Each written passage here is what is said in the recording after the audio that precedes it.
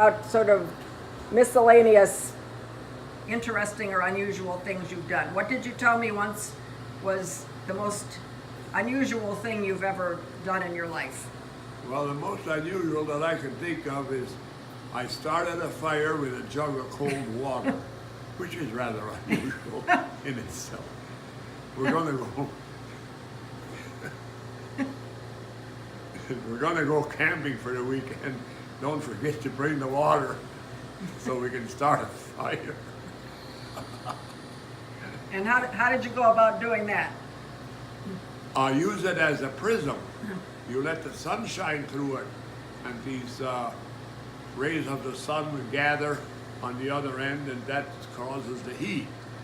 And this was way back, I was only about 12 years old because we were still on the Collentine place down to 40. And I was sitting there in the grain stubble. They had just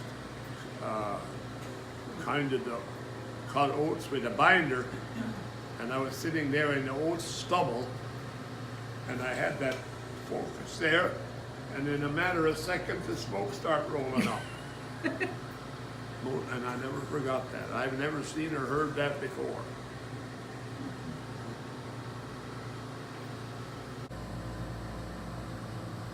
Okay.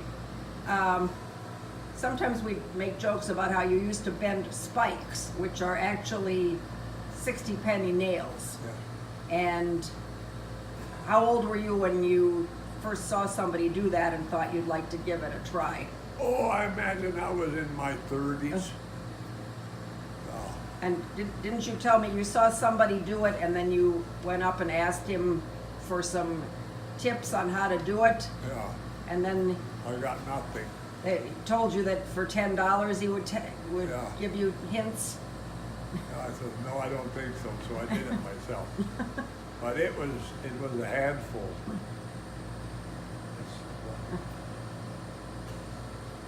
And how did you figure it out? Or how did you Just make by it? working on it. It just working on it.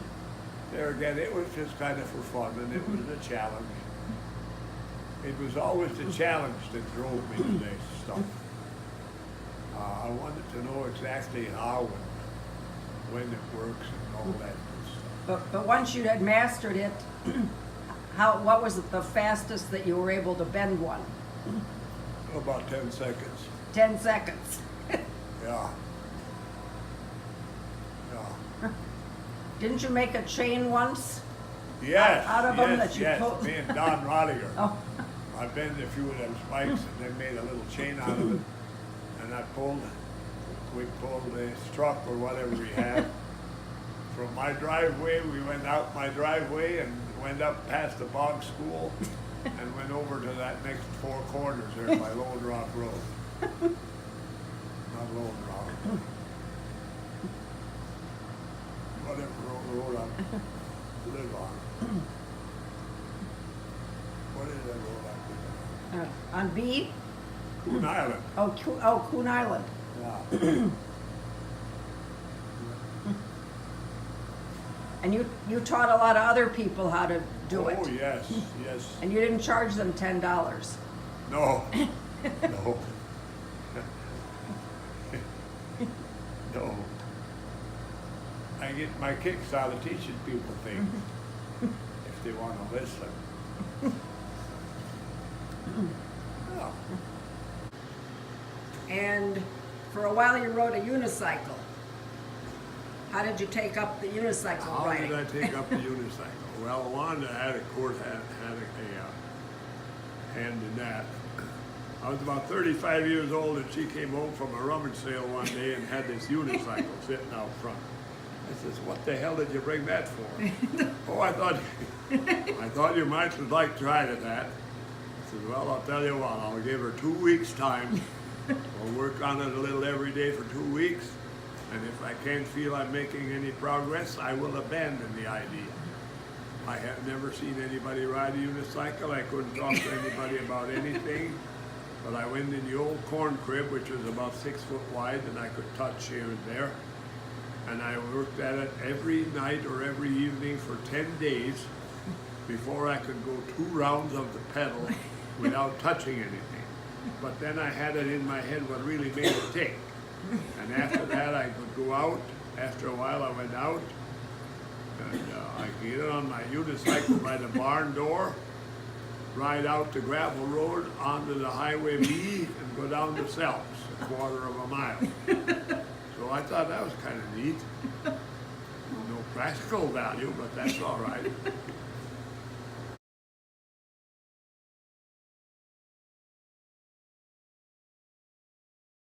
And I find stuff like that interesting. And then there were several years where you entered a contest where you husked corn by hand. Yes, we husk corn by hand And how did you learn that? through a book.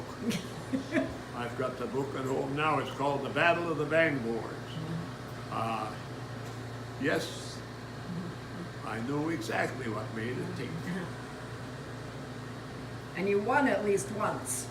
Pardon? You won the competition at least once. Yes, I did.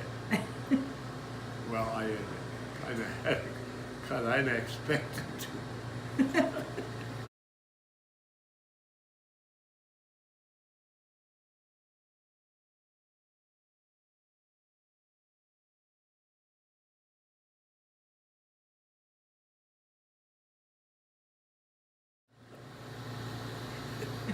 And the fella that did beat me finally was Armin Meyer, and I taught him. Oh.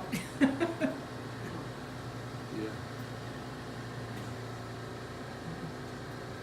What are some other things you've tried over the years?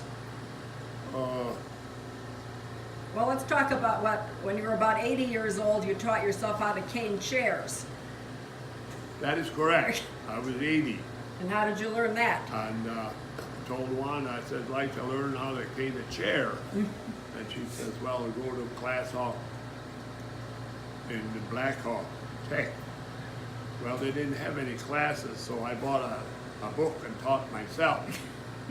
And I've done about 25 chairs total. And it's not perfect, and I know all the flaws, but for a beginner, it's not bad. No. And then when you were 83 years old, you started doing volunteer driving. Yes. They were looking for drivers, so I went down and applied at age 83, and I got a job driving people to medical appointments. And I drove for 7 years. And once in a while I would put on 1,000 miles a month. Yes, I did. But I quit that when I was 90. So Can't hold a job, huh? I can't hang on to a job, though. But now I'm all done with that. And somebody nominated you for the Making a Difference Award on Channel 15. Yeah. So a film crew came one day and followed you. Yeah. They knew where I was going to stop and pick a lady up in Evansville. And they came and they put 2 or 3 cameras in my vehicle. And they recorded all the conversation I would have with my passenger and all that. And she was rather excited and upset about that, kind of apprehensive, I should say. I says, Joe, don't worry about it. Most of that stuff will be on the cutting room floor anyway. So we had us a good time. And it was very well presented. And I drove, whatever I did normally, that's the way I operated. And then every once in a while the cameraman would pass us and park, and then he would take a picture as we drove by. And then again, when we got to our hospital facility, I had to drive around a couple of times so he could get a good shot. It was on TV, and it was very well done. I thought it was. You could still find it, I think, if you want to look at it. Yeah. And the name of the organization that you volunteered for was RSVP, Yes. the Retired Senior Volunteer Program. Yes. Would you encourage other people Oh, to volunteer absolutely. there? Yeah, not just for driving, but they got all kinds of work that needs to be done other than the driving. Yes, they treat you very well. And they're always short of money too, so. Now, when I was driving, they paid me so much for gas, so much a mile for gas. But, the time is donated. Yeah. It varied, and the time varies greatly, from an hour or two to 5 or 6 hours. Maybe 5 hours would be about the norm. But my longest day was 12 hours. But that was a little much. Yes, it was. But I'd do it all again.